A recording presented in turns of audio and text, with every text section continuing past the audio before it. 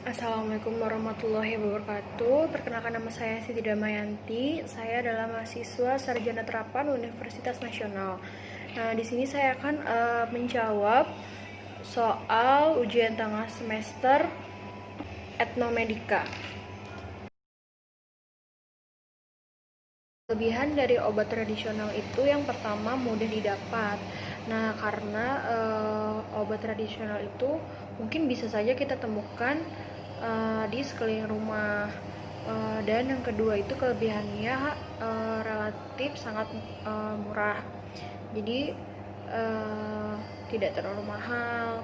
Dan yang ketiga itu bisa menyembuhkan penyakit kronis. Nah, untuk kekurangan obat tradisional sendiri itu ada beberapa yang memang belum teruji keefektivitasannya, dan biasanya diperlukan waktu yang cukup lama untuk cara kerja obat. Jadi sehingga jika kita memerlukannya untuk dalam waktu keadaan darurat itu menggunakan obat tradisional itu tidak bisa.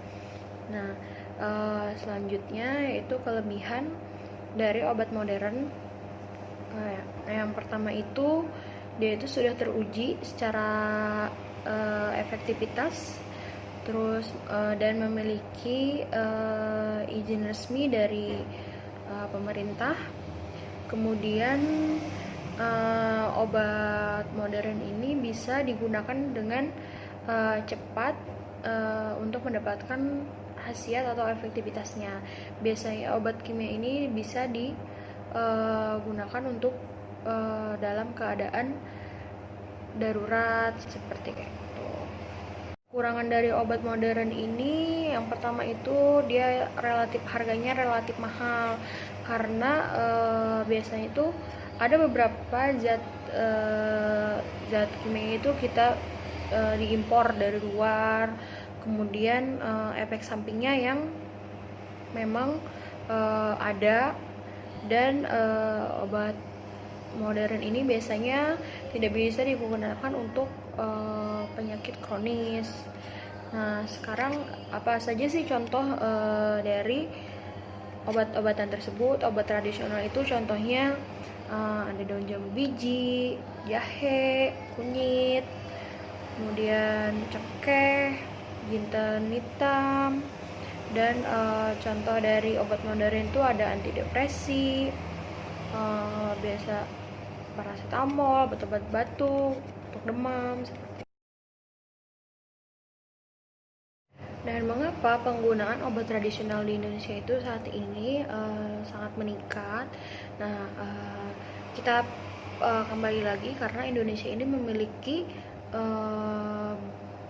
alam yang tropis, dan berbagai macam obat atau tanaman obat bisa mudah dijumpai. Nah, sejak dari dulu, dari nenek moyang bisa itu adalah bersifat turun-temurun biasanya.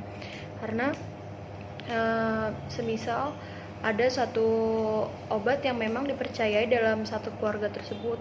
Nah, bisa untuk menyembuhkan batuk atau saat demam seperti itu.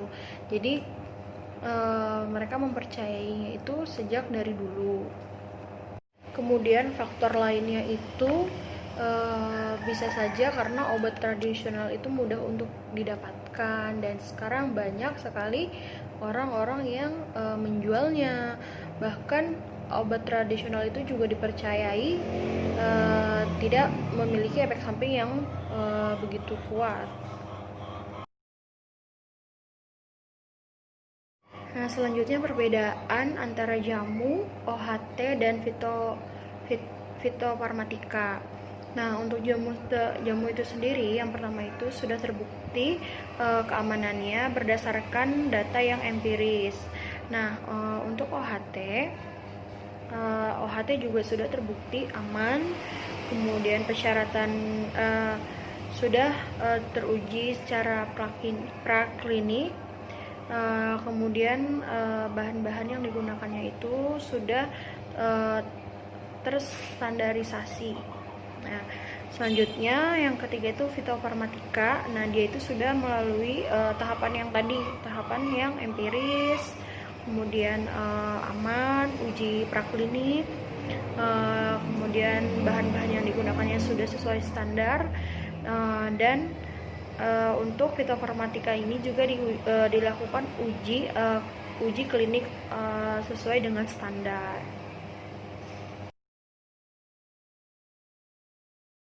Selanjutnya, pengobatan larva. Nah, pengobatan larva ini biasa digunakan untuk pengobatan luka bakar dan seperti luka diabetes. Nah, apa saja sih efek samping dari pengobatan larva ini? Nah, yang pertama itu efek sampingnya rasa yang tidak nyaman terhadap pasien maupun yang mengobatinya.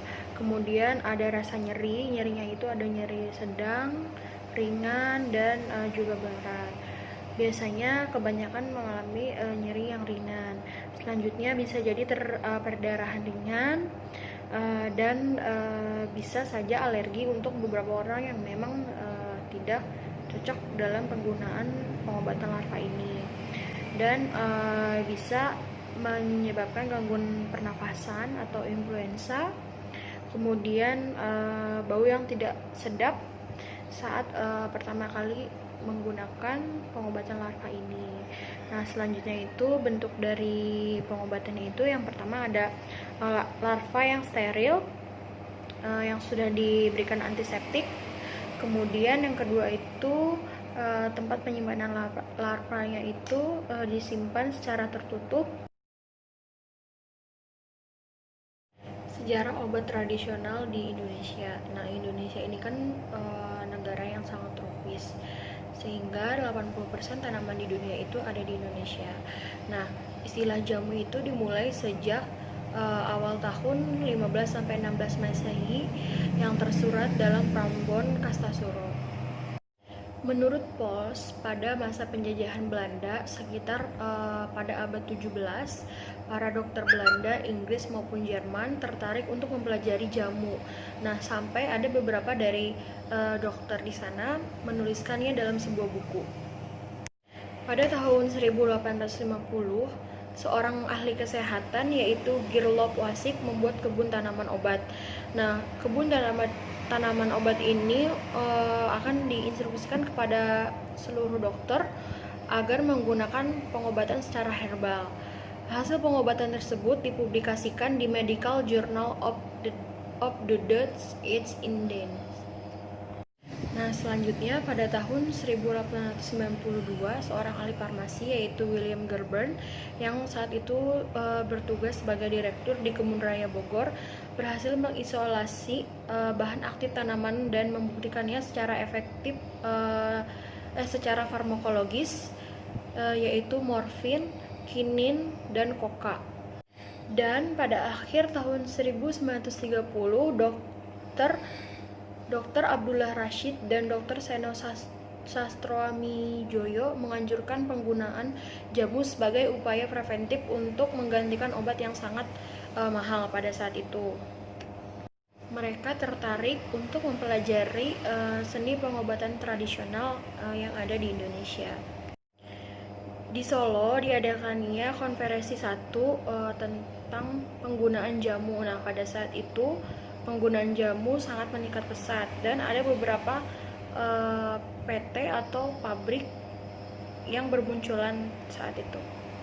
Dengan semakin maraknya pendirian industri jamu, pemerintah wajib melindungi para konsumennya. Dan pada saat itu diadakannya Peraturan Menteri Kesehatan Nomor 246 tentang Menkes per 5/1990 tentang izin usaha industri obat. Dan pemerintah mengeluarkan keputusan Menteri Kesehatan Nomor 584/Menkes/5/6/1995 tentang pengelolaan dan penerapan pengobatan tradisional.